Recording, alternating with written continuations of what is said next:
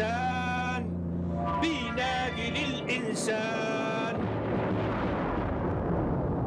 الحرب مهما كان عدوان على عدوان.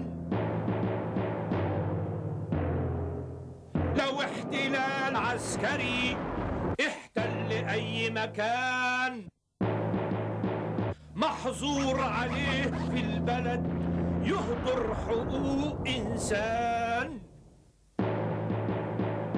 وأنا من حقي أقاوم، والمحتل حاكمني يحاكمني بقانون بلدي والعدل أساس، ويصون ملكي وشرفي وعرضي، ويحافظ على تعليم بنتي وولدي، ويخليني أعيش بين أهلي.